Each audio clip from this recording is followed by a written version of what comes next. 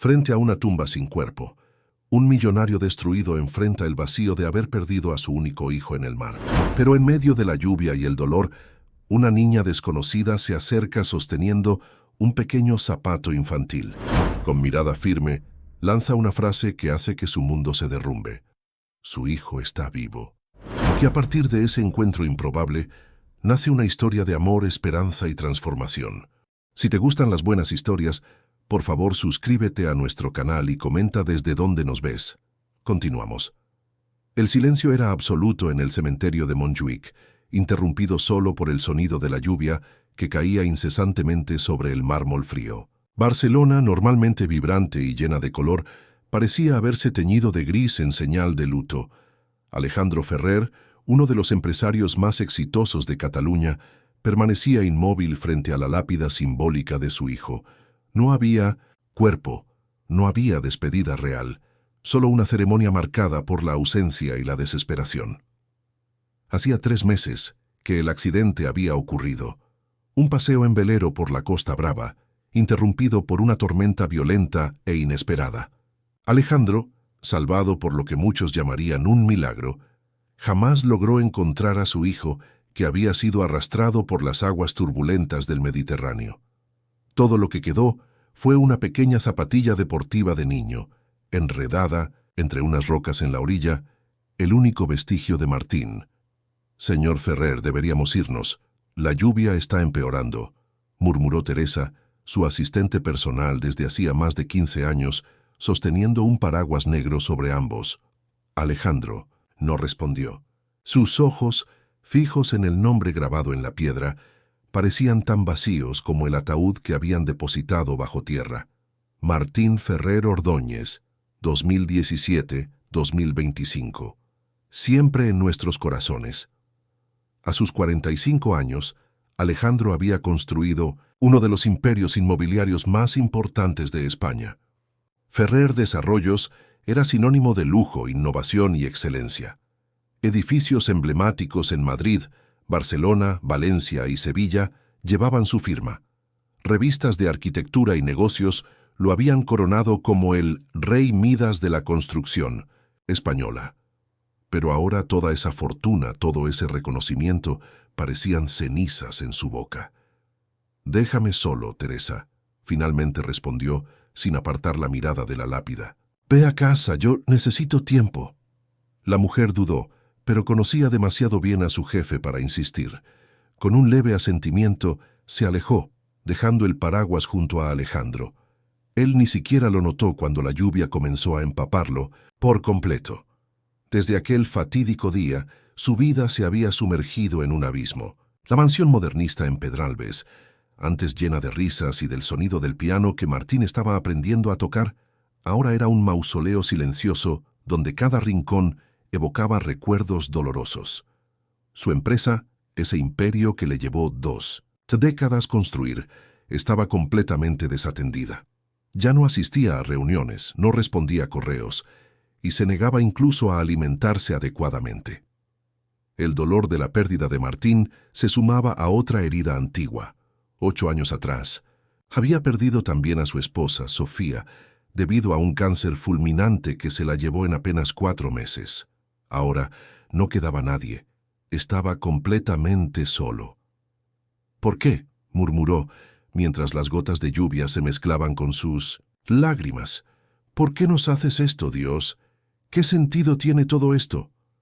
Alejandro se arrodilló, dejando que el barro manchara su traje italiano hecho a medida. Ya nada importaba. Sacó de su bolsillo la pequeña zapatilla deportiva, blanca, con detalles azules, ahora descolorida por el agua de mar. La sostuvo contra su pecho como si, de alguna manera, aquel objeto pudiera devolverle a su hijo. Y era precisamente la esperanza lo que más lo torturaba. La ausencia del cuerpo impedía que su corazón aceptara definitivamente el duelo. Cada mañana despertaba con un pensamiento cruel. ¿Y si, de alguna forma, Martín estuviera vivo? Los guardacostas habían rastrillado la zona durante semanas. Expertos en rescate marítimo de toda la costa mediterránea se habían unido a la búsqueda. Incluso contrató equipos privados de búsqueda submarina. Todo fue en vano. El Mediterráneo se había tragado a su hijo sin dejar rastro, excepto por aquella zapatilla solitaria. Cuando finalmente decidió organizar un funeral, lo hizo más por presión de su entorno que por convicción propia.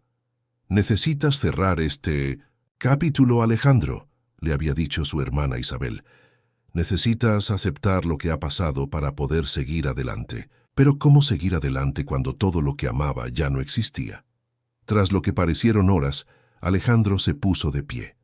La lluvia había amainado, pero el cielo seguía cubierto por nubes oscuras, como si Barcelona entera compartiera su luto. Miró una última vez la lápida y luego, en un impulso inexplicable, decidió caminar. Sin chofer, sin guardaespaldas, sin el lujo que normalmente lo rodeaba. Solo él y su dolor, atravesando las calles de una ciudad que ya no reconocía como suya. Bajó lentamente desde Montjuïc, cruzando el Raval, un barrio que normalmente evitaría, donde la opulencia de Barcelona se diluía entre edificios antiguos y callejones estrechos. No sentía miedo ni precaución. ¿Qué más podría perder? La vida ya le había arrebatado todo lo valioso. Mientras caminaba, observaba a la gente a su alrededor. Familias compartiendo momentos simples, niños jugando en los charcos que dejaba la lluvia, parejas refugiándose bajo un mismo paraguas. Escenas cotidianas que ahora parecían pertenecer a un mundo al que él ya no tenía acceso. Llegó hasta la Rambla, normalmente repleta de turistas y artistas callejeros, pero ahora relativamente vacía debido a la lluvia. Se detuvo frente a un artista que, protegido bajo un toldo, improvisado, dibujaba retratos a carboncillo. En su exhibición había varios dibujos de niños sonrientes. «¿Quiere un retrato, señor?», le preguntó el hombre, un anciano de manos temblorosas pero ojos vivaces. Alejandro no respondió de inmediato. Su mirada estaba fija en uno de los dibujos, un niño de unos 8 años, con una sonrisa que le recordaba tanto a Martín que dolía. «¿De quién es este retrato?», preguntó finalmente con voz quebrada. «Ah, ese pequeño», sonrió el anciano. «Lo dibujé hace un par de semanas. Venía con su hermana mayor. No tenían dinero para pagar, pero el niño tenía una sonrisa tan bonita que no pude resistirme. Les regalé el dibujo, pero hice esta copia para mi exhibición». Alejandro sintió que el corazón se le detenía. ¿Cómo era el niño? ¿Recuerda algo más de él? El artista pareció sorprendido por el súbito interés. Bueno, era un niño normal, pelo castaño, ojos oscuros, muy educado. Tenía un acento curioso, como si no fuera de Barcelona, y llevaba una zapatilla blanca y azul, y la otra pie estaba descalzo. Recuerdo que pensé que era extraño. El mundo se detuvo a su alrededor. Una zapatilla blanca y azul, exactamente como la que guardaba en su bolsillo, exactamente como las que Martín llevaba el día del accidente. ¿Dónde los vio?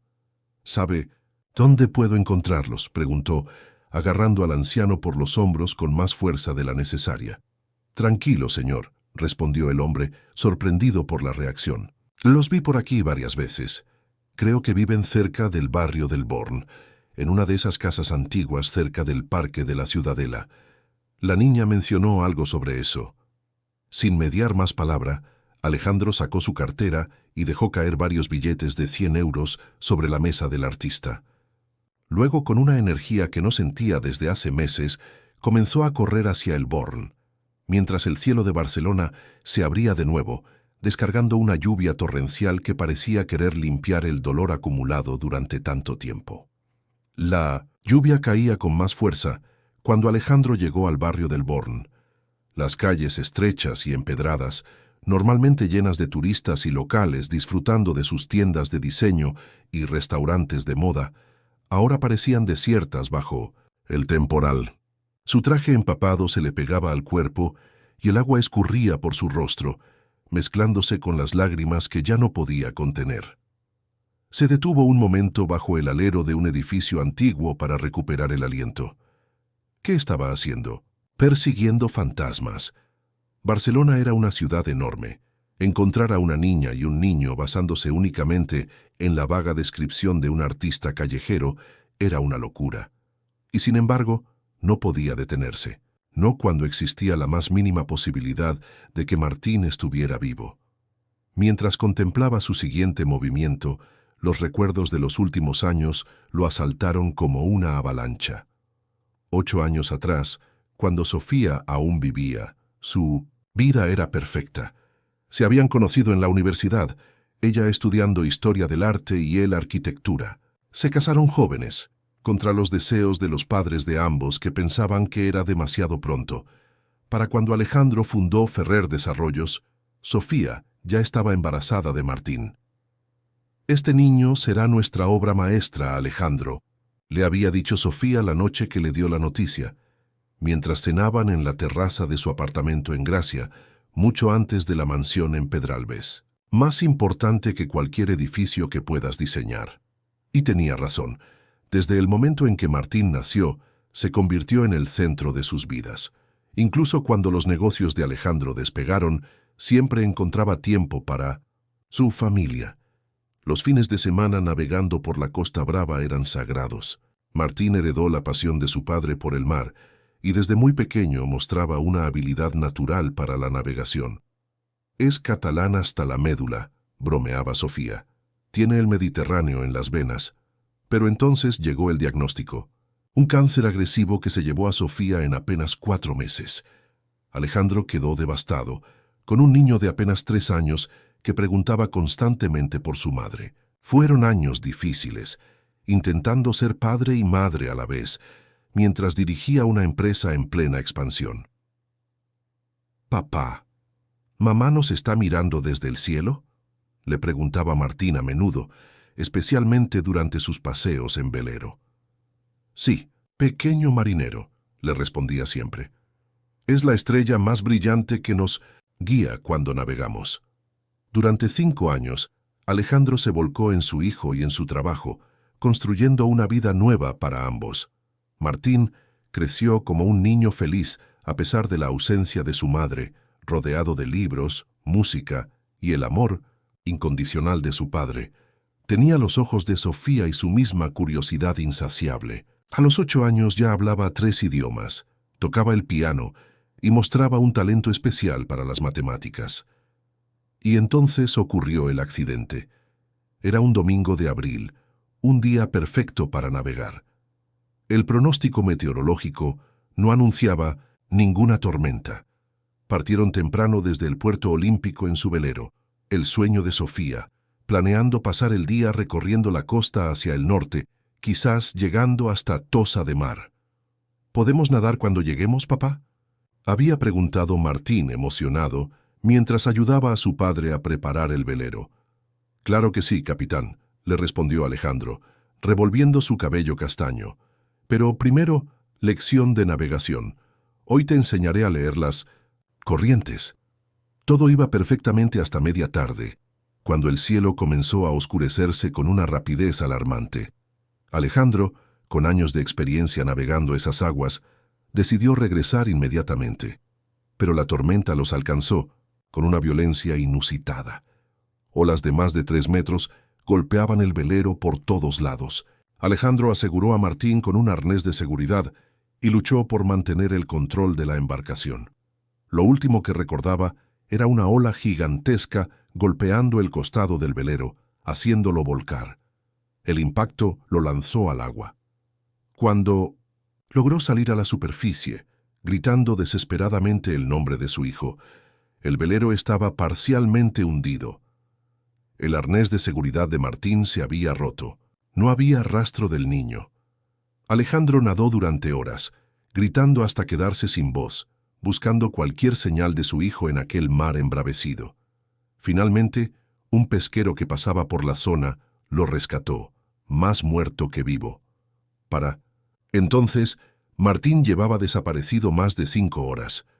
Los días siguientes fueron un infierno. Equipos de rescate peinaron la zona. Helicópteros sobrevolaron kilómetros de costa. Buzos profesionales exploraron el fondo marino. Nada. Solo aquella zapatilla deportiva, encontrada entre unas rocas 3 días después, confirmaba que Martín había estado allí. Alejandro volvió al presente cuando un trueno particularmente fuerte retumbó sobre Barcelona. Se encontraba en medio del paseo del Born, completamente desorientado.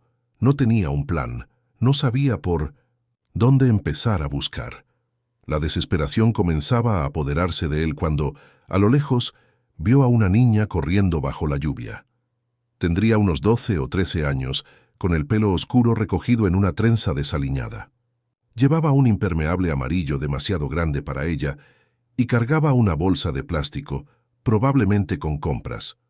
Algo en su manera de moverse, en su expresión decidida mientras sorteaba los charcos, le resultó familiar a Alejandro. Sin pensarlo 2 veces, comenzó a seguirla. La niña giró en una calle lateral, alejándose de las zonas más turísticas del Born hacia callejones más estrechos y edificios más antiguos. Finalmente, se detuvo frente a un edificio deteriorado, sacó una llave de su bolsillo y abrió la puerta. Alejandro se quedó paralizado en la esquina, sin saber qué hacer. ¿Realmente iba a entrar en un edificio desconocido siguiendo a una niña que probablemente no tenía ninguna relación con su hijo? ¿En qué se había convertido? Estaba a punto de darse la vuelta cuando la puerta del edificio se abrió de nuevo. La niña salió corriendo, esta vez sin la bolsa, y miró en todas direcciones con expresión angustiada. Sus ojos se detuvieron en Alejandro.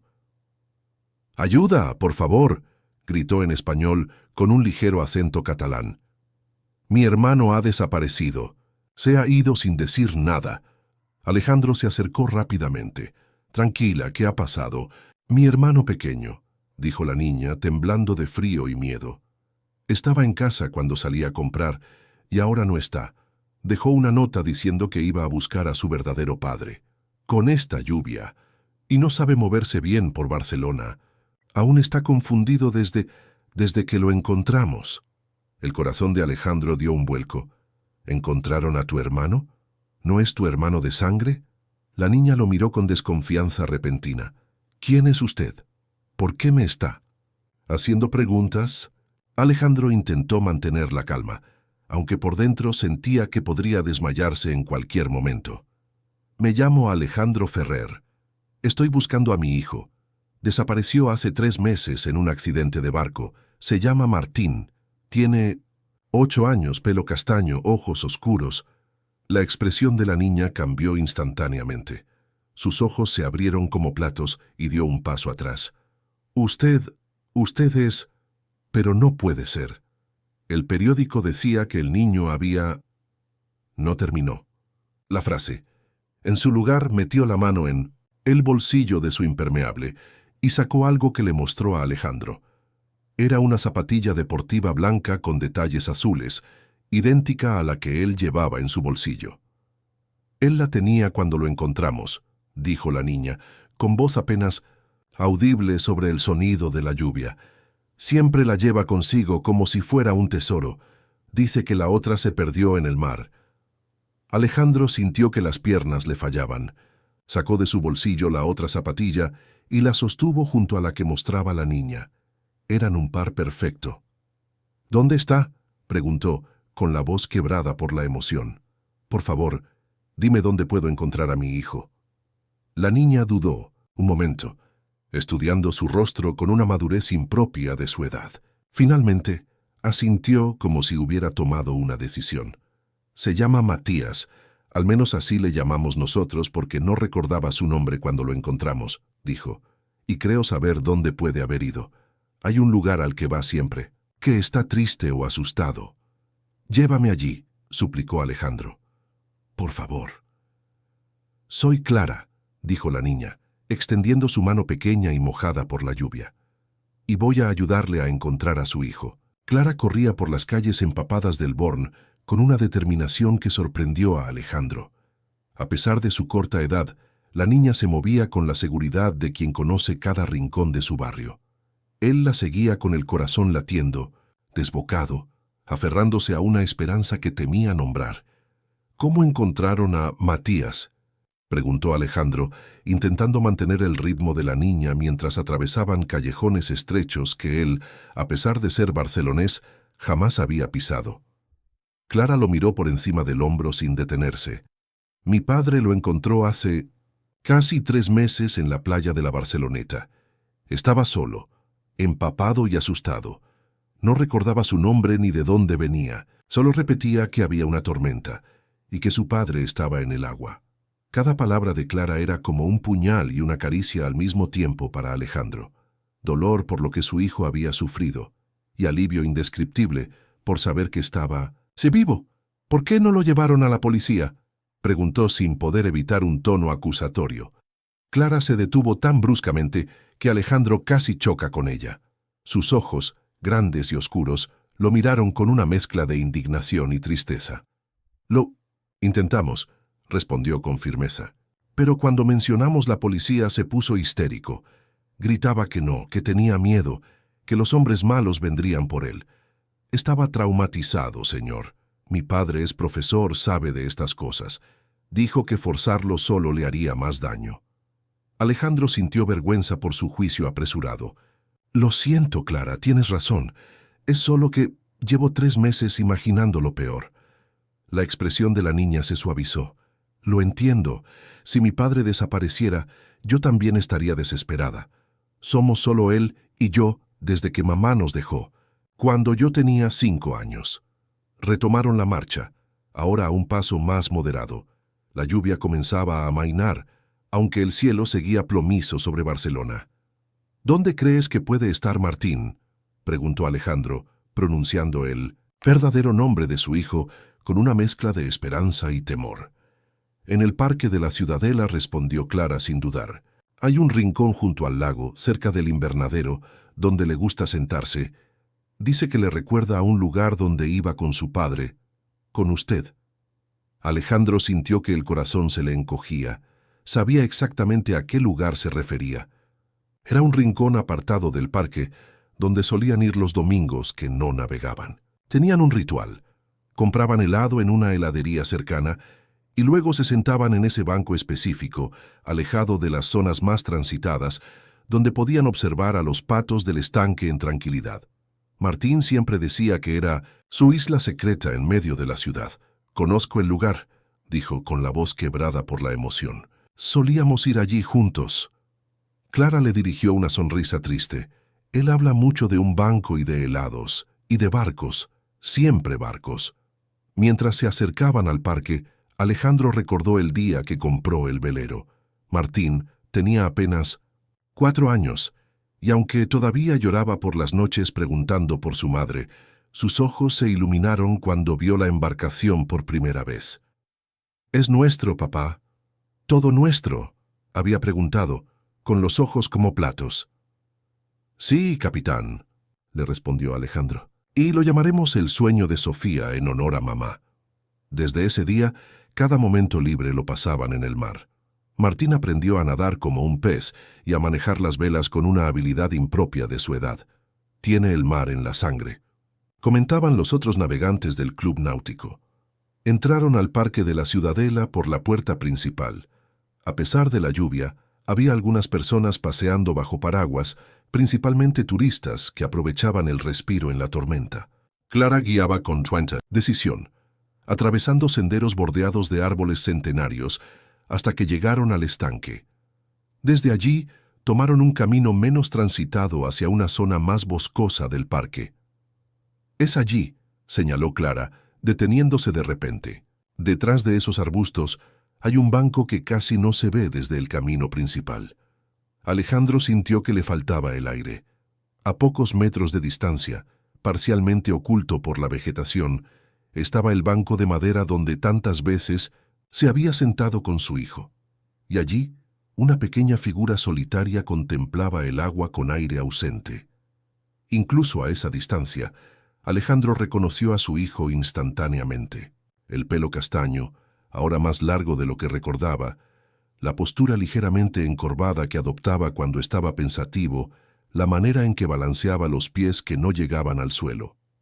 «Martín», susurró, incapaz de moverse, paralizado, por una mezcla de miedo y esperanza.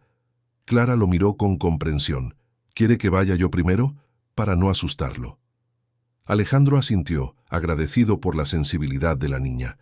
Clara se adelantó con pasos suaves, acercándose al banco. «¿Desde dónde estaba?», Alejandro pudo ver cómo su hijo levantaba la mirada y reconocía a la niña. No alcanzaba a oír lo que hablaban, pero vio cómo Clara se sentaba junto a él y señalaba en su dirección.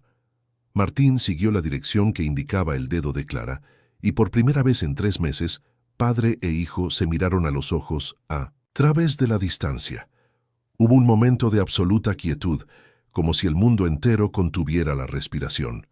Luego, Martín se puso de pie de un salto y comenzó a correr hacia Alejandro. «¡Papá!», gritó con todas sus fuerzas, con una voz que Alejandro temió no volver a escuchar jamás. Alejandro corrió a su encuentro, cayendo de rodillas cuando estaban a punto de alcanzarse. Martín se lanzó a sus brazos con tal ímpetu que casi lo derriba. El abrazo fue desesperado, casi doloroso en su intensidad. Alejandro sentía el pequeño cuerpo de su hijo temblando contra el suyo, sus lágrimas mezclándose con la lluvia que volvía a caer sobre Barcelona. «Estás vivo», repetía Alejandro entre sollozos. «Estás vivo, estás vivo». «Te busqué». «Papá», lloraba Martín aferrado a su cuello como si temiera que al soltarlo pudiera desaparecer. «Te busqué, pero no podía recordar dónde vivíamos, no podía recordar tu nombre completo, solo que eras mi papá Alejandro, y tenía tanto miedo». Alejandro se separó ligeramente para mirar el rostro de su hijo. Estaba más delgado, con el pelo más largo, pero sus ojos seguían siendo los mismos, los ojos de Sofía.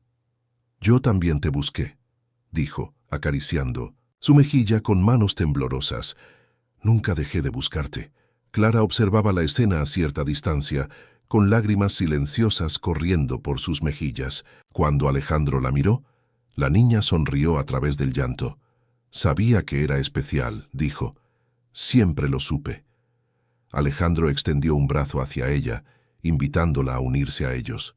Clara dudó un momento, pero luego se acercó, y Alejandro la abrazó con el brazo libre, manteniendo a Martín pegado a su pecho con el otro.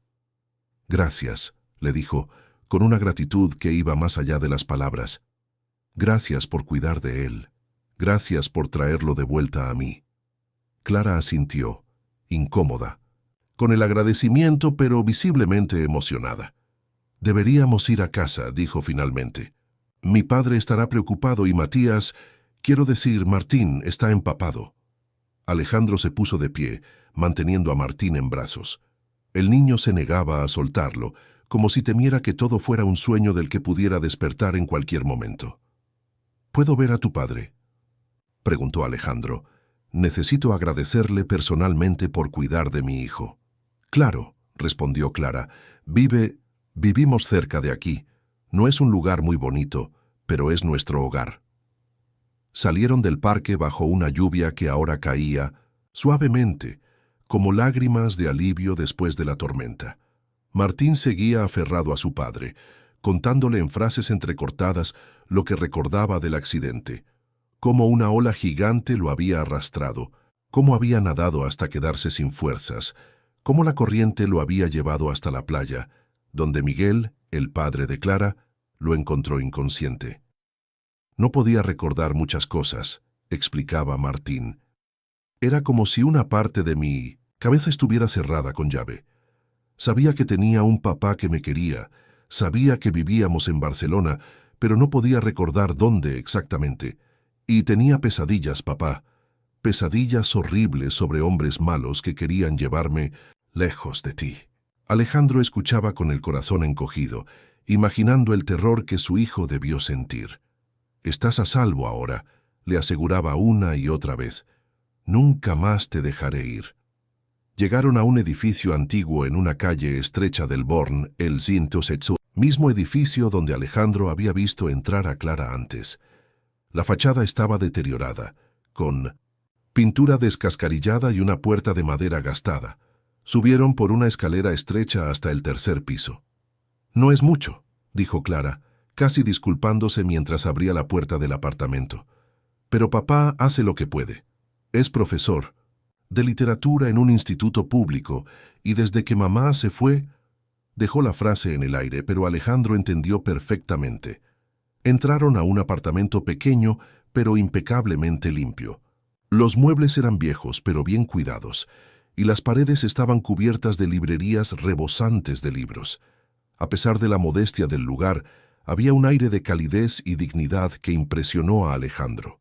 «Clara, ¿eres tú?», llamó una voz masculina desde otra habitación. «¿Encontraste a Matías?». Un hombre de unos 40 años, con barba entrecana y gafas de montura metálica, apareció en el umbral. Se quedó paralizado al ver a Alejandro con Martín en brazos. «Papá», dijo Clara, adelantándose, «este es el señor Alejandro Ferrer. Es el verdadero padre de Matías. Quiero decir, de Martín». Miguel Sánchez observó a Alejandro con una mezcla de asombro y cautela. Sus ojos, enmarcados por aquellas gafas de montura metálica, se movieron del rostro del empresario al del niño que se aferraba a él con desesperación. «Dios mío», murmuró finalmente.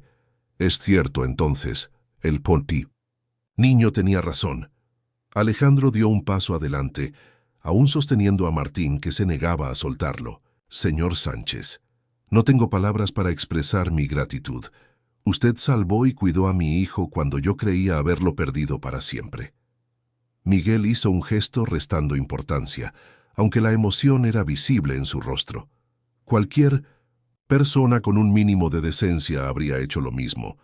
«Por favor, pasen y siéntense. Están empapados». El apartamento, aunque pequeño, estaba organizado de manera eficiente. La sala de estar también servía como comedor y estudio, con una mesa redonda en el centro, rodeada de 4 sillas desparejadas. Las paredes, como había notado Alejandro al entrar, estaban cubiertas de librerías hechas con tablones y ladrillos, repletas de libros de todos los tamaños. Un sofá gastado pero limpio ocupaba la pared opuesta, junto a una pequeña televisión. «Clara, trae toallas para nuestros invitados», indicó Miguel, mientras él mismo se dirigía a una pequeña cocina separada de la sala por una barra americana. «Prepararé té caliente. ¿O prefiere café, señor Ferrer?» «Té está bien, gracias», respondió Alejandro, sentándose en el sofá con Martín aún en su regazo. «Y por favor, llámeme Alejandro». Clara reapareció con varias toallas y se las ofreció tímidamente. Alejandro agradeció con una sonrisa y comenzó a secar el pelo de Martín, un gesto tan familiar que le provocó un nudo en la garganta. Durante 3 meses había creído que jamás volvería a realizar ese simple acto de cuidado paternal. «Entonces», dijo Miguel, regresando con una bandeja con tazas humeantes, «supongo que nos debe una explicación de cómo nos encontró». Alejandro procedió a contarles todo: la ceremonia simbólica, su caminata sin rumbo por la ciudad, el encuentro con el artista de la Rambla y la coincidencia de la zapatilla. A medida que hablaba, notó cómo los ojos de Miguel se humedecían tras las gafas. «Las coincidencias existen, pero no creo que esto sea una de ellas», comentó Miguel cuando Alejandro terminó su relato. «Hay demasiada precisión, demasiada sincronía en todo esto». «¿A qué se refiere?», preguntó Alejandro, mientras Martín, ahora más calmado, sorbía su té con leche, sentado entre su padre y Clara. Miguel se quitó las gafas y las limpió, con el borde de su camisa, un gesto que parecía ayudarle a ordenar sus pensamientos. «Verá, Alejandro, soy profesor de literatura. Mi especialidad son las narrativas clásicas, los mitos, las historias que se repiten a través del tiempo y las culturas. Y lo que ha ocurrido aquí, este reencuentro imposible, tiene todos los elementos de una historia arquetípica: la pérdida, la búsqueda, el encuentro casual que no es casual». Se interrumpió como dándose cuenta de que estaba divagando. «Disculpe, de formación profesional. Lo que intento decir es que quizás estábamos destinados a encontrarnos». Alejandro asintió, entendiendo perfectamente. Él mismo había pensado algo similar. «¿Podría contarme cómo encontró a Martín? Necesito saber todo lo que ha pasado mi hijo durante estos meses». Miguel miró a Martín con ternura antes de comenzar. «Era un domingo por la mañana. Yo estaba en la playa de la Barceloneta con Clara.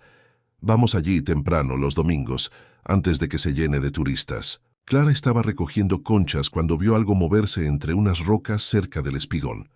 Era Matías. Perdón, Martín. Estaba semiconsciente, empapado, con una sola zapatilla y en estado de shock. Hizo una pausa, tomando un sorbo de té.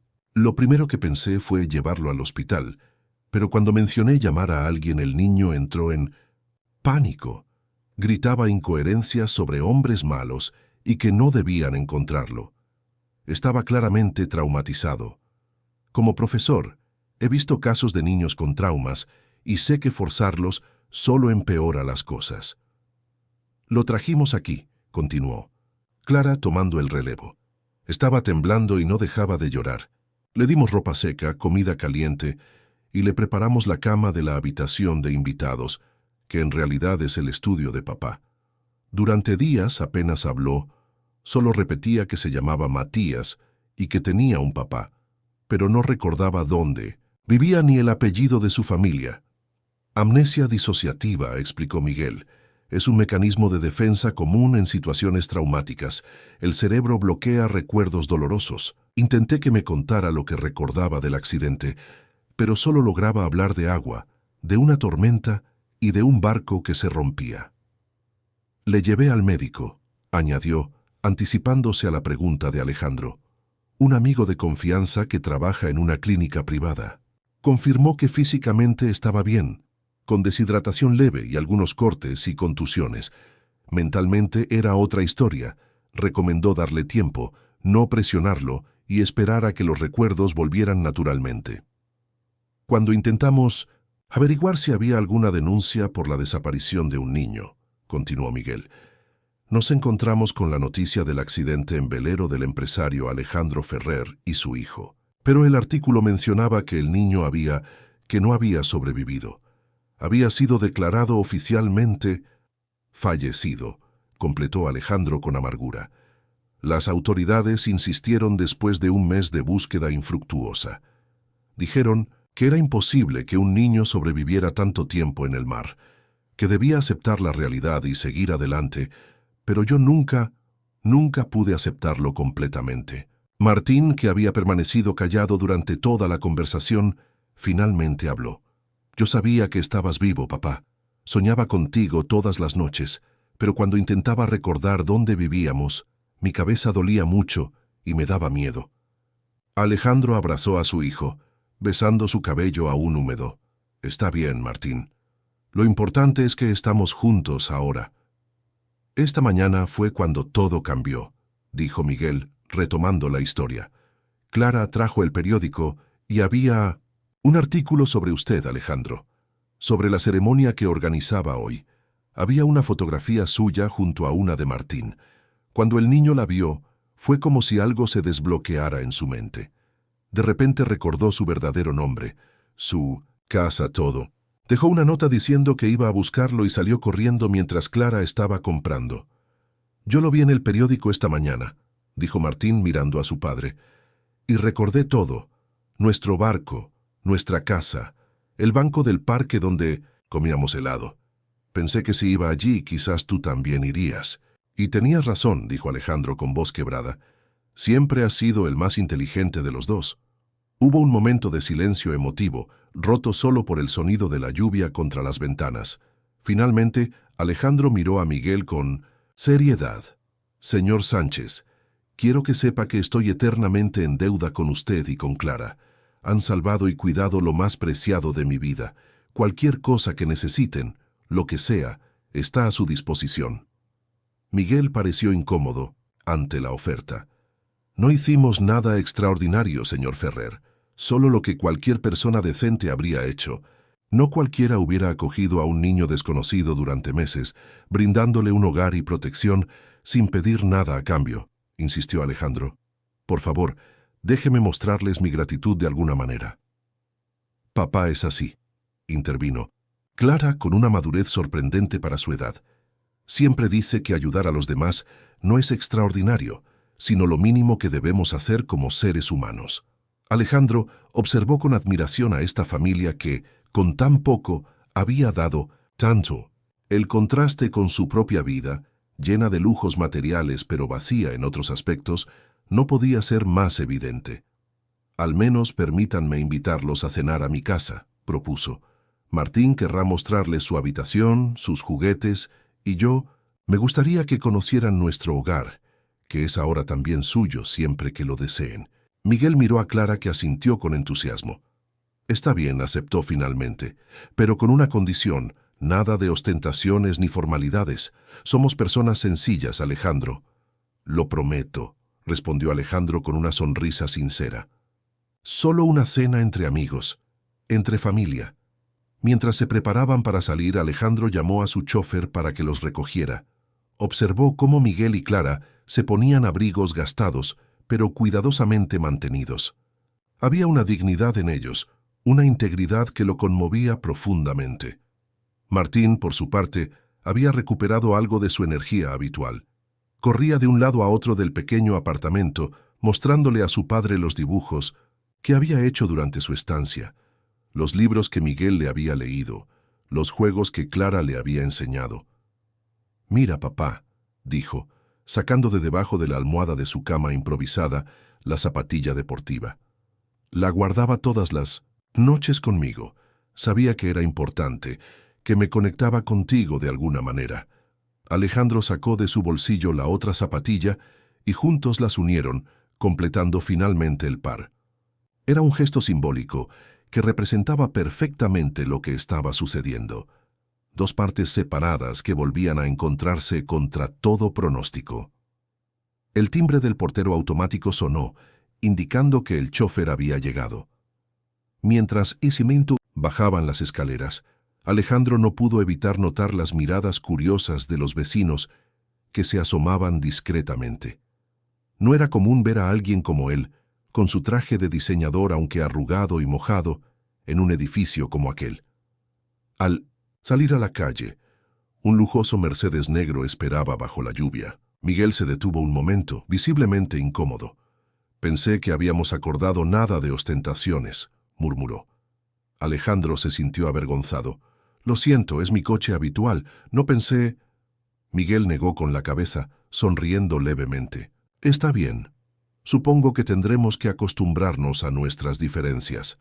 Mientras subían al vehículo, Alejandro se dio cuenta de que esa era quizás la lección más importante de todo este calvario. Las verdaderas riquezas no se medían en euros, propiedades o autos de lujo. Se medían en momentos como este, en conexiones humanas, en generosidad desinteresada. Y en ese sentido, Miguel y Clara Sánchez eran infinitamente más ricos que él. El Mercedes avanzaba lentamente por las calles del Born, ahora atestadas por el tráfico de la hora punta y la lluvia persistente. Alejandro miraba por la ventanilla, observando cómo las calles estrechas y los edificios antiguos iban dando paso gradualmente a avenidas más amplias y construcciones modernas. Era como si estuvieran atravesando no solo la ciudad, sino diferentes mundos contenidos dentro de ella. Martín, sentado entre Alejandro y Clara en el asiento trasero, no paraba de hablar, saltando de un tema a otro con la energía recuperada de un niño que finalmente se siente seguro. Miguel, en el asiento del copiloto, permanecía en silencio, visiblemente incómodo con el lujo que lo rodeaba. «¿Recuerdas a Neptuno, papá?», preguntó Martín de repente. «¿Sigue en casa?». «Por supuesto», sonrió Alejandro. «Te ha extrañado muchísimo. No se ha separado de tu cama en todo este tiempo». Clara miró curiosa a Martín. «¿Quién es Neptuno? Nunca nos hablaste de él». «Mi perro», respondió Martín con entusiasmo. «Es un labrador color chocolate. Me lo regaló papá cuando cumplí 6 años. Se llama Neptuno porque es el dios del mar. Y a nosotros nos encanta el mar, ¿verdad, papá?». Alejandro asintió, conmovido por la forma en que su hijo hablaba ya con naturalidad de su vida anterior, como si las piezas dispersas de su memoria finalmente hubieran encajado en su lugar. Cuando el coche finalmente atravesó las puertas de 1900, la exclusiva zona residencial de Pedralbes, Miguel no pudo evitar un silbido de asombro. Las mansiones, rodeadas de jardines impecables y protegidas por muros altos y sistemas de seguridad, parecían sacadas de una revista de arquitectura. «Clara, creo que no estamos en Kansas», murmuró Miguel, haciendo una referencia a El Mago de Oz, que provocó una risita en su hija. El Mercedes se detuvo frente a una imponente mansión modernista, claramente inspirada en el estilo de Gaudí, pero con toques contemporáneos. Un jardín exuberante rodeaba la propiedad, con árboles centenarios y esculturas artísticamente dispuestas entre caminos de piedra. «Bienvenidos a casa», dijo Alejandro, intentando sonar casual mientras el chófer abría las puertas del vehículo. Apenas habían pisado el sendero de entrada, cuando un ladrido entusiasta rompió el silencio. Un labrador chocolate salió corriendo desde la casa, directamente hacia ellos. Se detuvo un segundo, olfateando el aire, y entonces, como si no pudiera creer lo que olía, se lanzó hacia Martín con un aullido de alegría. «¡Neptuno!». «¡Ya!», gritó Martín arrodillándose para recibir al perro que lo cubrió de lametones, gimiendo y moviéndose frenéticamente, como si temiera que el niño pudiera desaparecer de nuevo. «Los perros nunca olvidan», comentó Miguel, visiblemente emocionado por la escena. «Su memoria olfativa es extraordinaria. Puede que hayan pasado 3 meses, pero para Neptuno el olor de Martín es inconfundible». Teresa, la asistente personal de Alejandro, apareció en la puerta de la mansión. Su expresión normalmente compuesta se transformó en shock absoluto al ver a Martín jugando con Neptuno. «Dios mío», exclamó, llevándose las manos a la boca. Es un milagro». Alejandro se acercó a ella. «Teresa, estos son Miguel y Clara Sánchez. Ellos encontraron y cuidaron a Martín todo este tiempo. Son nuestros invitados especiales esta noche». Teresa, aún conmocionada pero recuperando su profesionalismo, asintió. «Prepararé todo inmediatamente y llamaré al doctor Navarro para que venga a revisar a Martín». «Gracias, Teresa», dijo Alejandro. «Y por favor, nada extravagante para la cena, algo sencillo y hogareño». Mientras entraban a la mansión, Clara y Miguel no pudieron evitar mirar asombrados a su alrededor. El vestíbulo de entrada, con su escalera de mármol y su araña de cristal, era más grande que todo su apartamento. Las paredes estaban decoradas con obras de arte que Miguel, con su formación en humanidades, reconoció como piezas de valor incalculable. «¿Eso es un Miró original?», preguntó señalando un cuadro colorido que dominaba una de las paredes. Alejandro asintió distraídamente, como si la presencia de una obra maestra en su casa fuera algo completamente normal. «Sofía, mi esposa, era historiadora del arte. Ella comenzó nuestra colección. Después de su partida, seguí adquiriendo piezas en su memoria». Martín, que había entrado corriendo con Neptuno pisándole los talones, se detuvo de repente en medio del vestíbulo. Sus ojos recorrieron el espacio con una mezcla de reconocimiento y extrañeza. «Es diferente», dijo finalmente. «Más oscuro, más triste». Alejandro se arrodilló junto a su hijo.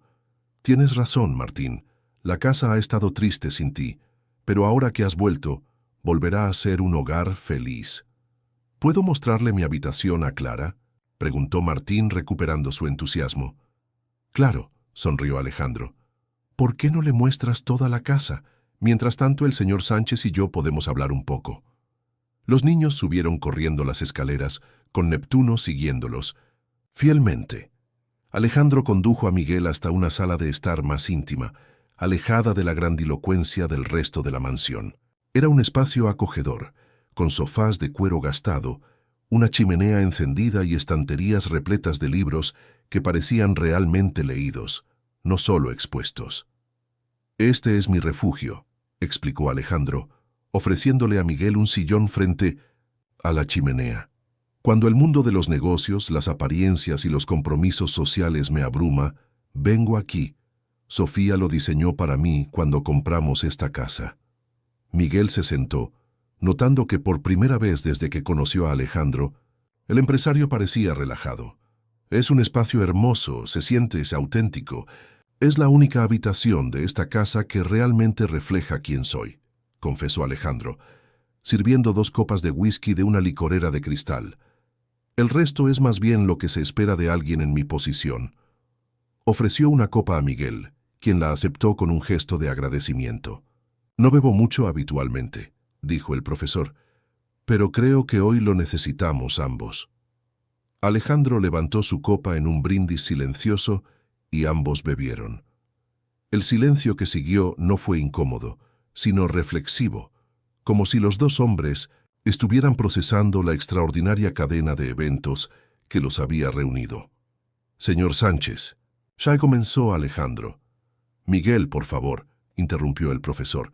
Si vamos a compartir whisky frente a una chimenea, podemos dejar las formalidades. Alejandro sonrió. Miguel, quiero que sepas que lo que dije antes iba completamente en serio. Estoy en deuda contigo de una manera que jamás podré saldar. Has cuidado y protegido lo más valioso de mi vida. Quiero ayudarte, a ti y a Clara. Miguel suspiró, mirando el ámbar líquido en su copa. Alejandro, agradezco tu intención, pero no hicimos nada esperando recompensa. No necesitamos... Lo sé, interrumpió Alejandro. Sé perfectamente que no lo hiciste por dinero o reconocimiento. Eso es precisamente lo que lo hace tan valioso. Pero déjame plantear esto de otra manera. Tengo recursos que pueden mejorar la vida de Clara, darle oportunidades que merece. No lo veas como un pago, sino como una forma de agradecer al universo por haber puesto a mi hijo en manos de personas tan extraordinarias como ustedes. Miguel guardó silencio, claramente luchando entre su orgullo y el deseo de ofrecer un futuro mejor a su hija. Además, continuó Alejandro, no se trata solo de gratitud. Durante estos meses te has convertido en una figura importante para Martín. Te ve como un segundo padre, a Clara como una hermana. No quiero cortar esa relación abruptamente. Sería traumático para él y doloroso para mí, sabiendo lo que significa para ustedes. El profesor levantó la mirada sorprendido por la honestidad de Alejandro. Es cierto que nos hemos encariñado con él. Estos meses han sido especiales. Clara nunca tuvo hermanos, y desde que su madre nos dejó, he intentado compensar esa ausencia. Martín trajo una energía diferente a nuestro pequeño mundo. Entonces, ¿me permitirías hacer una propuesta?, preguntó Alejandro, inclinándose hacia adelante con intensidad. Antes de que Miguel pudiera responder, se escucharon pasos apresurados y risas bajando por la escalera. Martín y Clara aparecieron en la entrada de la sala, ambos con las mejillas sonrojadas por la emoción. «¡Papá! ¡Papá!», exclamó Martín corriendo hacia Alejandro. Le mostré a Clara mi telescopio y mi colección de barcos y mi piano y todos mis libros, y quiere que le enseñe a tocar el piano como tú me enseñaste a mí. Clara, más contenida pero igualmente entusiasmada, se acercó a su padre. «Señor Ferrer, su casa es increíble. Martín tiene una biblioteca en su habitación más grande que la de nuestra escuela, y tiene un telescopio que puede ver los anillos de Saturno. Los vimos». Alejandro sonrió, disfrutando de la alegría genuina de los niños. «Me alegra que te guste, Clara. Y por favor, llámame Alejandro». Teresa apareció en la puerta con su eficiencia habitual ahora recuperada. «La cena está servida, señor, y el doctor Navarro llegará en unos 20 minutos». «Gracias, Teresa», respondió Alejandro poniéndose de pie. «Vamos, la cena nos espera. Y después, si a Miguel le parece bien, quizás podríamos hablar de algunas ideas que tengo». Los cuatro se dirigieron al comedor, donde Teresa había preparado, siguiendo las instrucciones de Alejandro, una cena sencilla pero deliciosa: sopa de verduras, pollo asado con patatas y una tarta de manzana casera para el postre. Había evitado la vajilla de porcelana china y los cubiertos de plata, optando por un servicio más informal que no intimidara a sus invitados. Durante la cena, la conversación fluyó con sorprendente naturalidad. Miguel habló de su trabajo como profesor de literatura, de sus estudiantes y de los desafíos de la educación pública. Clara contó anécdotas de su escuela y de cómo había estado enseñando a Martín a jugar ajedrez.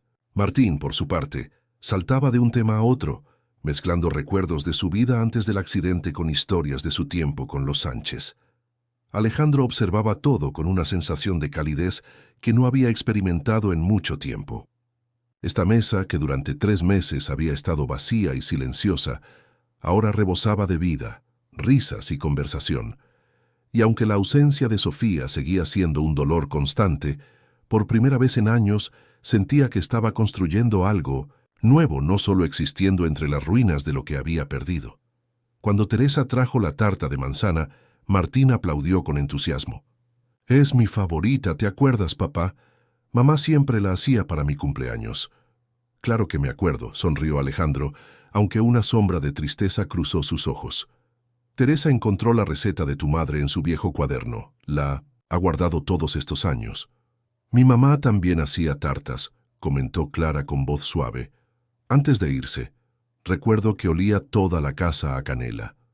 Un silencio melancólico descendió sobre la mesa. Tanto Martín como Clara habían perdido a sus madres, aunque en circunstancias muy diferentes. Alejandro y Miguel intercambiaron una mirada de entendimiento. Ambos conocían el desafío de criar a un hijo en ausencia de una madre. «Bueno», dijo finalmente Miguel, rompiendo el silencio, «creo que es momento de probar esta maravillosa tarta. Y quizás después, Alejandro, ¿podrías contarnos esas ideas que mencionaste?» Alejandro asintió, agradecido por el cambio de tema. Mientras servía la tarta, pensaba en la propuesta que estaba a punto de hacer. Una propuesta que, si Miguel la aceptaba, cambiaría la vida de todos los presentes de manera irreversible. Después de la cena, el doctor Navarro, un hombre afable de unos 60 años que había sido el médico de la familia Ferrer durante décadas, examinó a Martín en su habitación. Mientras tanto, Alejandro, Miguel y Clara esperaban en la sala de estar, donde Teresa había servido café para los adultos y chocolate caliente para Clara. «El doctor Navarro es un viejo amigo», explicó Alejandro, notando la expresión de preocupación en el rostro de Miguel. «Conoce a Martín desde que nació. Solo quiero asegurarme de que está bien físicamente después de todo lo que ha pasado». Miguel asintió comprendiendo. «Por supuesto, es lo que cualquier padre haría».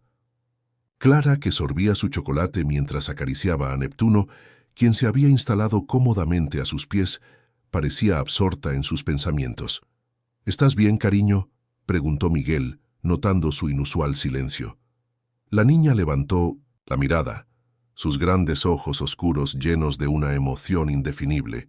«Estoy feliz por Matías, quiero decir Martín, pero también estoy triste porque ya no vivirá con nosotros. No haremos más partidas de ajedrez antes de dormir, ni me ayudará con las matemáticas, ni...» Su voz se quebró ligeramente. Miguel se acercó y la abrazó, mientras Alejandro observaba la escena con el corazón encogido. No había considerado completamente lo que esta reunión significaría para los Sánchez. Para él era un milagro, la recuperación de todo lo que amaba. Pero para ellos era una pérdida, la ruptura de un vínculo que habían formado durante meses de cuidado y convivencia. «Clara», dijo Alejandro sentándose frente a ella, «quiero que sepas que siempre serás bienvenida en esta casa. Tú y tu padre son ahora parte de la vida de Martín y por lo tanto parte de la nuestra. No estás perdiendo a un hermano, estás ganando una familia extendida». La niña lo miró con esperanza cautelosa. «¿De verdad podré venir a jugar con él?» «No solo eso», sonrió Alejandro. «De hecho, eso es parte de lo que quería proponerle a tu padre». En ese momento, el doctor Navarro entró en la sala, seguido por Martín, que lucía el pijama y una sonrisa radiante. «Este jovencito está en perfecto estado», anunció el médico con satisfacción. «Físicamente no hay secuelas del accidente. Tiene algunas carencias nutricionales leves, nada que una buena alimentación no solucione en pocas semanas. En cuanto a lo psicológico, la amnesia disociativa que experimentó es coherente con el trauma vivido, pero su memoria parece estar recuperándose notablemente bien». «¿Y las pesadillas, doctor?», preguntó Martín sorprendiendo a Alejandro. «¿Se irán?». El doctor Navarro se arrodilló para estar a la altura del niño. «Con el tiempo sí, y mientras tanto te recomendaré a una colega mía, una psicóloga infantil especializada en traumas. Ella te ayudará a procesar todo lo que has vivido». Martín asintió seriamente, como si estuviera acostumbrado a discutir temas médicos. «Gracias, doctor Navarro. Miguel me dijo que hablar de las cosas que nos asustan ayuda a que asusten menos». El doctor miró con aprobación a Miguel. Tu amigo Miguel es muy sabio, y por lo que veo, ha cuidado muy bien de ti.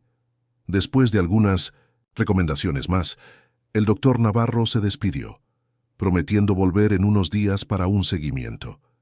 Teresa acompañó a Martín de vuelta a su habitación, donde el niño, agotado por las emociones del día, se quedó dormido casi instantáneamente, con Neptuno fielmente acostado a los pies de su cama. De vuelta en la sala de estar, Alejandro finalmente pudo exponer la propuesta que había estado formulando en su mente.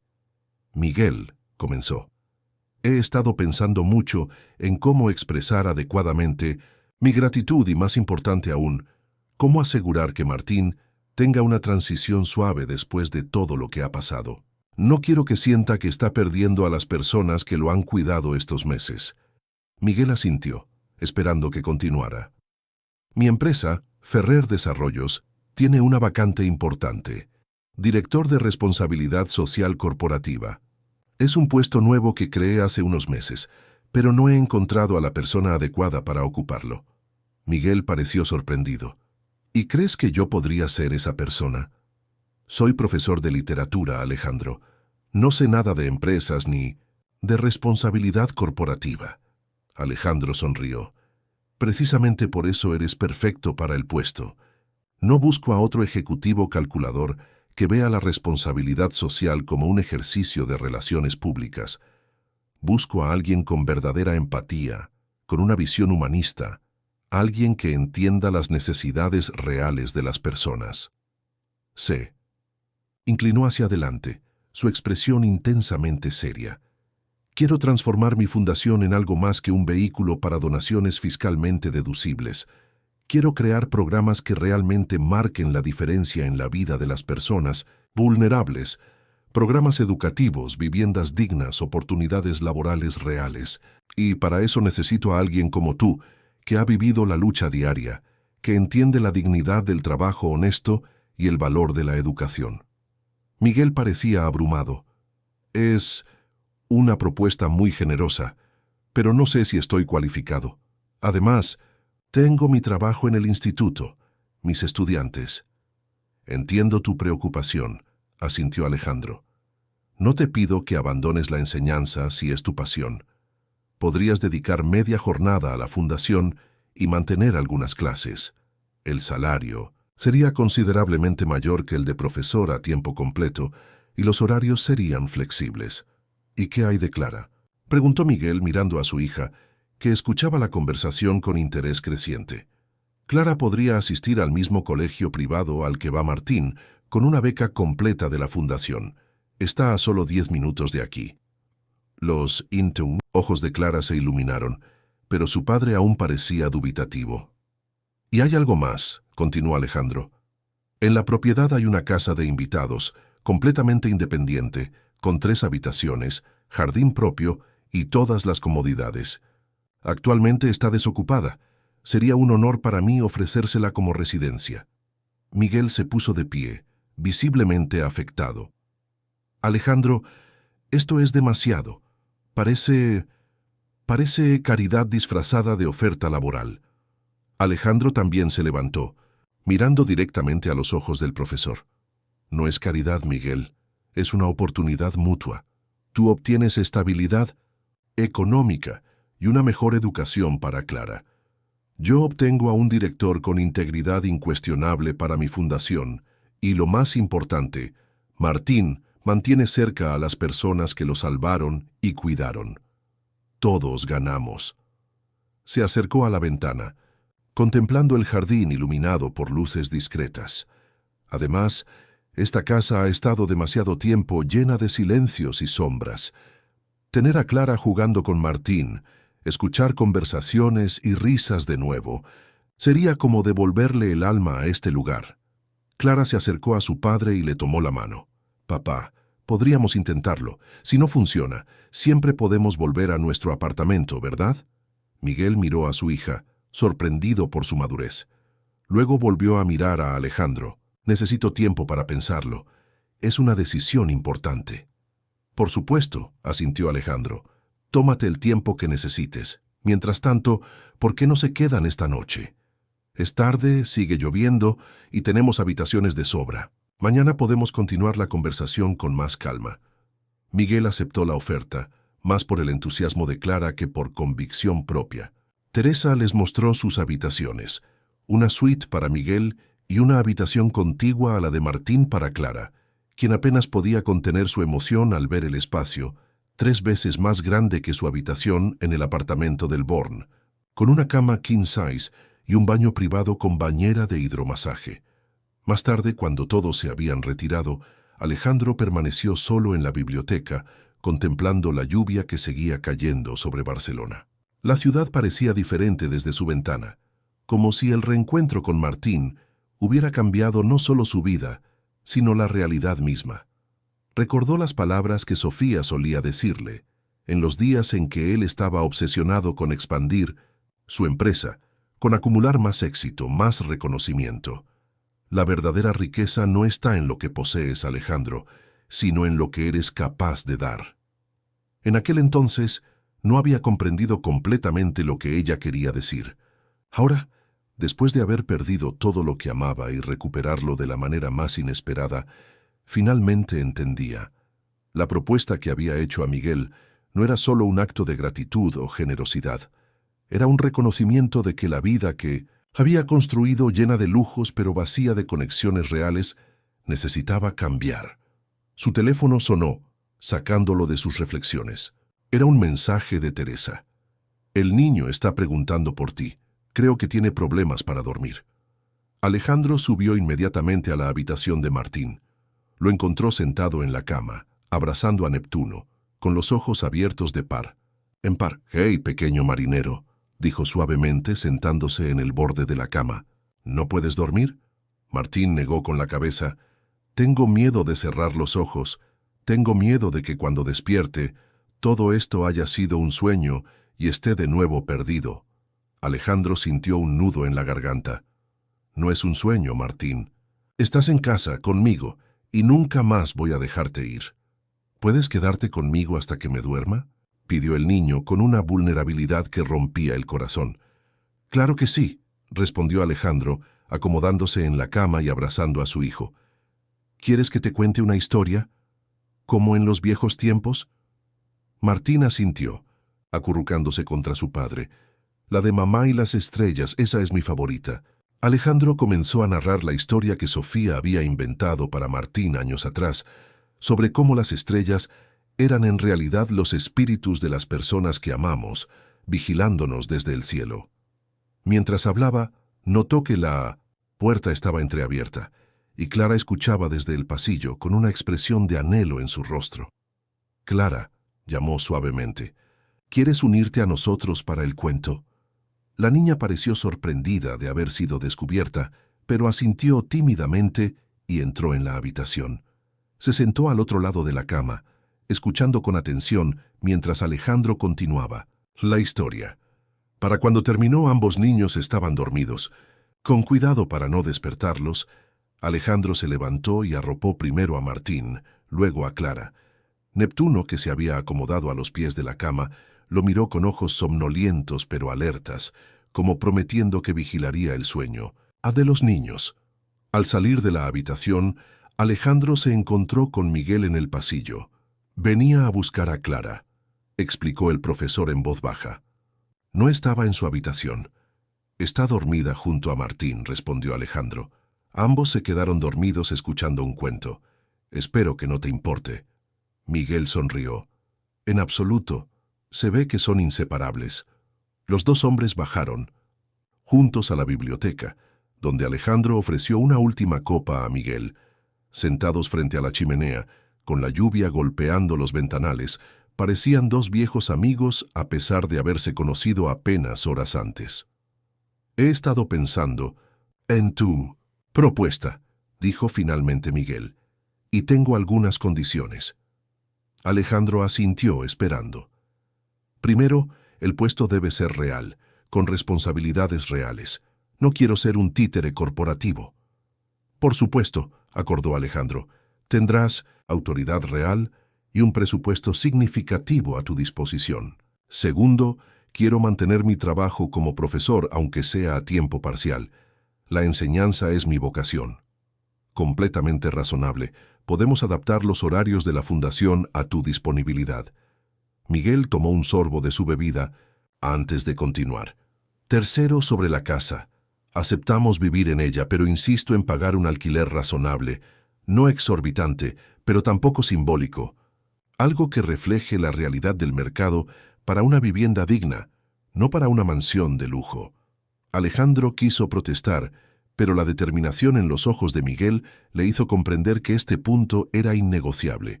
Se trataba de dignidad, no de dinero. Está bien, concedió. Estableceremos un alquiler justo. Y finalmente, concluyó Miguel, quiero tu compromiso de que esto no es solo una fase emocional. Que dentro de 6 meses o un año, cuando la euforia del reencuentro con Martín haya pasado, no cambiarás de opinión. Clara se ha encariñado con Martín, y yo también me he encariñado con la idea de hacer algo diferente a mi vida. Alejandro extendió su mano hacia Miguel.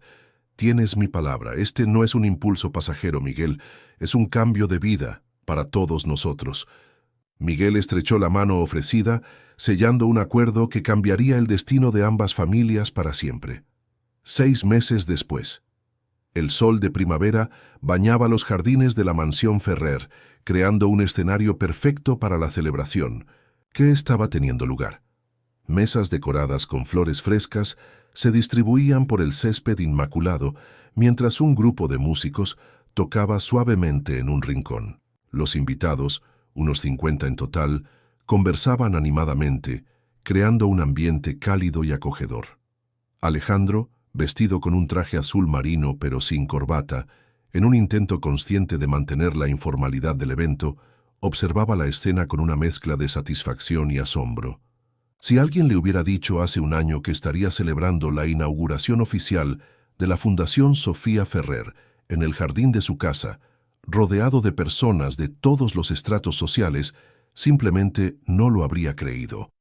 «Pareces perdido en tus pensamientos», dijo una voz a su lado. Miguel, elegante pero sobrio en un traje gris, se había acercado con 2 copas de cava. Alejandro aceptó la copa con una sonrisa agradecida. Estaba pensando en lo mucho que ha cambiado. Todo en tan poco tiempo. Parece otra vida. Lo es, en cierto modo, respondió Miguel, observando también a los invitados. Para todos nosotros. Los cambios, en efecto, habían sido profundos. Después de aquella noche lluviosa del reencuentro, los acontecimientos se habían sucedido con rapidez. Miguel había aceptado finalmente la propuesta de Alejandro con las condiciones que había estipulado. Él y Clara se habían mudado a la casa de invitados, una encantadora construcción de estilo mediterráneo situada en el extremo del jardín de la mansión principal, con su propia entrada y completa privacidad. Miguel había reducido su carga lectiva en el instituto a 2 días por semana, dedicando el resto de su tiempo a dirigir la Fundación Sofía Ferrer, nombrada en honor a la esposa de Alejandro.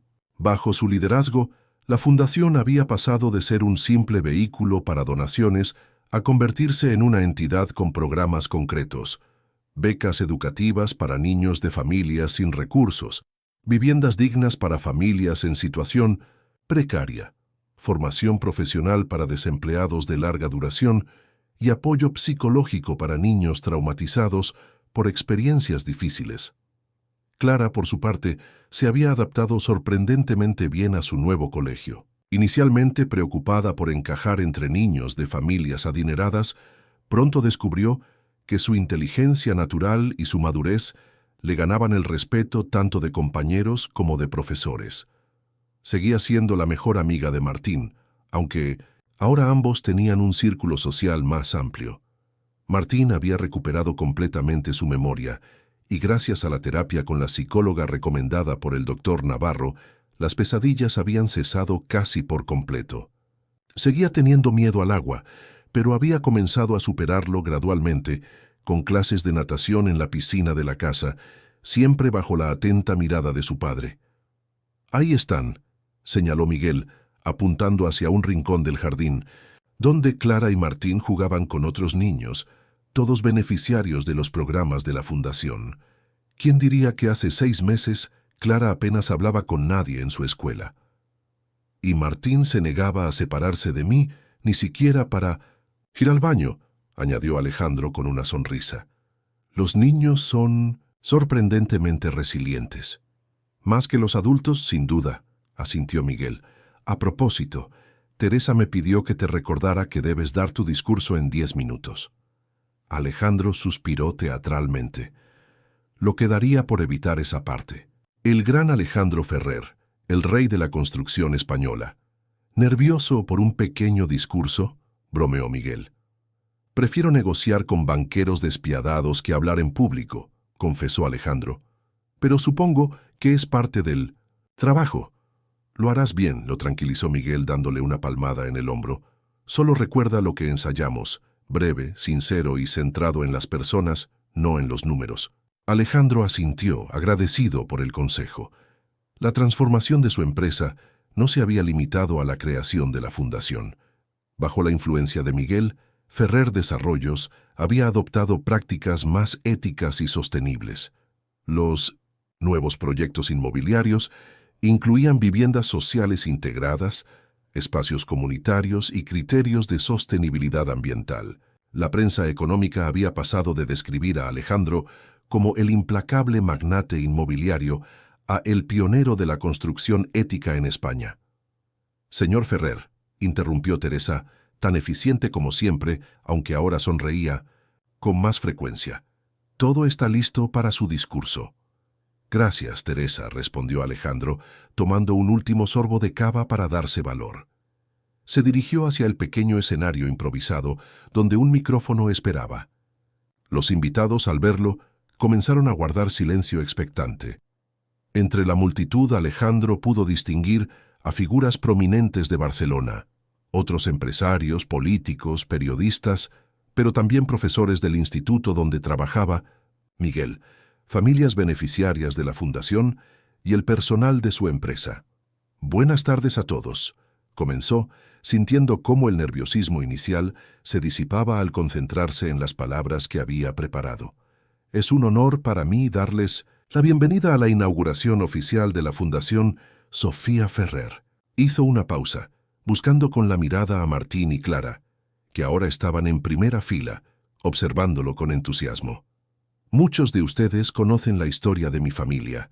Hace 8 años perdí a mi esposa, Sofía, una mujer extraordinaria, que siempre creyó en la responsabilidad de devolver a la sociedad parte de lo que nos había dado.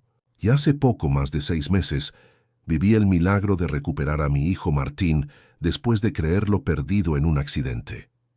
Su voz se quebró ligeramente, pero se recuperó rápidamente. Lo que quizás no todos saben es que ese milagro no habría sido posible sin 2 personas excepcionales, Miguel y Clara Sánchez. Hizo un gesto hacia ellos y los asistentes aplaudieron mientras Miguel, visiblemente incómodo con la atención, inclinaba la cabeza en agradecimiento. Miguel, un profesor de literatura que apenas llegaba a fin de mes, y su hija Clara, encontraron a mi hijo y lo cuidaron durante 3 meses sin pedir nada a cambio, sin conocerme, sin saber quién era yo, simplemente porque era lo correcto. Alejandro tomó un momento para mirar directamente a Miguel, transmitiendo en esa mirada toda la gratitud que las palabras no podían expresar. Esa experiencia me hizo replantearme muchas cosas. ¿Qué valor tiene realmente el éxito material si no se traduce en algo más trascendente? ¿De qué sirve construir edificios impresionantes si no construimos al mismo tiempo una sociedad más justa? Se escucharon murmullos de aprobación entre los asistentes. Alejandro continuó. La Fundación Sofía Ferrer nace de esa reflexión. No pretende ser solo un instrumento de caridad ocasional, sino un agente de cambio real y sostenible. Bajo la dirección de Miguel Sánchez, quien ha aportado una visión humanista que nos faltaba, ya hemos puesto en marcha programas que están transformando vidas. Procedió a detallar brevemente los logros de los primeros 6 meses. 20 becas universitarias completas, un programa de vivienda que había beneficiado a 15 familias, talleres de formación profesional con un 80% de inserción laboral y un centro de apoyo psicológico para niños en situación de vulnerabilidad. Pero esto es solo el comienzo, afirmó con convicción. Nuestro objetivo para el próximo año es duplicar el alcance de estos programas y añadir nuevas iniciativas, especialmente en el ámbito de la educación ambiental y la integración de personas inmigrantes. Hubo un aplauso espontáneo. Alejandro levantó las manos, pidiendo silencio para continuar. Permítanme concluir con una reflexión personal. Durante años, medí mi éxito por el tamaño de mi empresa, por los reconocimientos profesionales, por el valor de mi patrimonio. Hoy lo mido de otra manera, por las sonrisas de los niños que pueden estudiar gracias a nuestras becas, por la dignidad recuperada de las familias que tienen un hogar decente, por la esperanza en los ojos de quienes antes solo veían desesperación. Buscó a Martín con la mirada. El niño le sonreía con orgullo, un orgullo que significaba más para Alejandro que todos los premios empresariales que había recibido en su vida. Esta fundación lleva el nombre de mi esposa, porque ella siempre entendió lo que a mí me costó tanto tiempo comprender, que la verdadera riqueza no está en lo que acumulamos, sino en lo que compartimos. Gracias a todos por estar aquí hoy, y especialmente a quienes hacen posible esta labor día a día. El equipo de la Fundación, los voluntarios, los donantes y, por supuesto, Miguel y Clara Sánchez, quienes me enseñaron que a veces los ángeles vienen en forma de un profesor de literatura y una niña valiente. Los aplausos fueron ensordecedores. Martín corrió hacia el escenario y abrazó a su padre por la cintura. Alejandro lo levantó en brazos, visiblemente emocionado. Clara, después de un momento de duda, también se acercó, y Alejandro extendió un brazo para incluirla en el abrazo. Finalmente Miguel se unió a ellos, completando el cuadro de esta familia improbable, pero innegablemente real. Más tarde, cuando la fiesta comenzaba a menguar y el sol se ponía sobre Barcelona, Alejandro y Miguel se encontraron nuevamente, junto a la piscina, observando cómo Clara enseñaba a Martín un nuevo juego de cartas que había aprendido en la escuela. ¿Sabes? Nunca te agradecí adecuadamente, dijo Alejandro, rompiendo el silencio contemplativo. Miguel lo miró con extrañeza. ¿Agradecerme?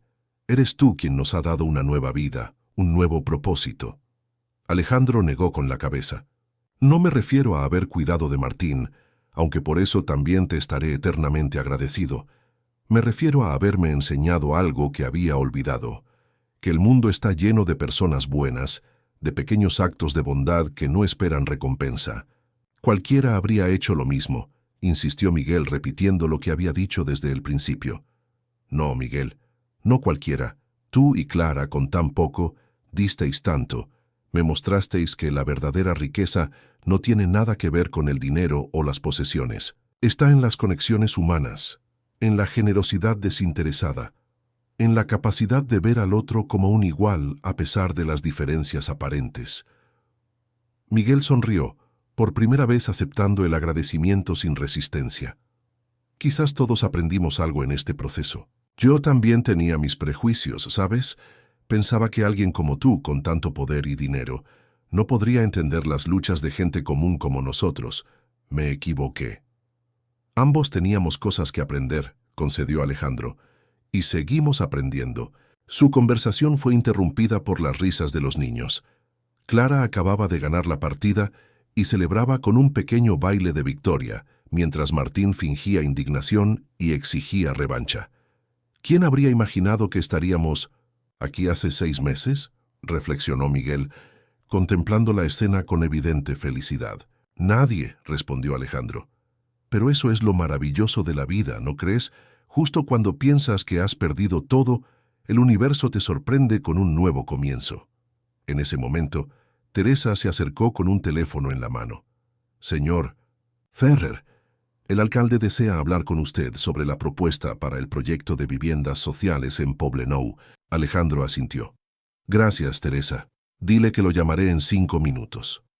Cuando Teresa se alejó, Miguel hizo ademán de levantarse. Te dejaré atender tus asuntos. No es necesario, lo detuvo Alejandro. De hecho, me gustaría que estuvieras presente durante esa llamada. El proyecto de Poblenou fue idea tuya después de todo. Miguel parecía sorprendido pero complacido. ¿Estás seguro? Es una conversación importante.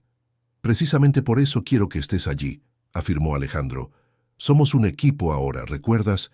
Tú aportas la visión humanista, yo los recursos. Juntos podemos hacer cosas que ninguno lograría por separado.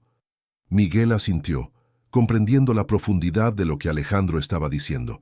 Ya no se trataba solo de gratitud o de una oferta de trabajo, era una asociación genuina, basada en el respeto mutuo y en valores compartidos. «Papá, mira esto», llamó Martín, mostrando un dibujo que acababa de hacer. Era un retrato simple pero lleno de vida de las 4 personas que ahora conformaban su mundo. Alejandro, Miguel, Clara y él mismo, todos tomados de la mano bajo un sol radiante. «Es hermoso, hijo», dijo Alejandro admirando el dibujo. «¿Cómo lo titularías?» Martín miró el dibujo con seriedad, considerando la pregunta. Finalmente, con una sonrisa que iluminó su rostro, respondió: «Lo llamaré mi familia, porque eso es lo que somos ahora, ¿verdad? Una familia». Alejandro miró a Miguel, quien asintió con una sonrisa emocionada. «Sí, Martín», confirmó Alejandro, sintiendo un nudo en la garganta. «Eso es exactamente lo que somos». Y mientras el sol de Barcelona se ponía en el horizonte, bañando la escena con una luz dorada, los 4 permanecieron allí, unidos por un vínculo que había comenzado con una tragedia, pero que ahora florecía en algo hermoso e inesperado. Una segunda oportunidad, un nuevo comienzo, una familia forjada no por la sangre, sino por el amor y la bondad humana en su expresión más pura. Fin de la historia. Queridos oyentes, esperamos que la historia de Alejandro, Martín, Miguel y Clara los haya conmovido profundamente. Este relato sobre pérdida, esperanza y segundas oportunidades nos recuerda que la verdadera riqueza está en los lazos que creamos con los demás, no en lo material. Para seguir este viaje emocional, hemos preparado una lista especial con historias igualmente cautivadoras que explorarán otras facetas del corazón humano. Encuéntrenla aquí haciendo clic a su izquierda. Si esta narrativa tocó su corazón, no olviden suscribirse a nuestro canal y darle me gusta al video. Cada día traemos nuevas historias que, como esta, buscan inspirar y emocionar. ¿Qué les pareció este desenlace? ¿Han vivido alguna vez un momento que cambió por completo el rumbo de sus vidas? Los esperamos en los comentarios para compartir sus propias historias de encuentros inesperados y nuevos comienzos.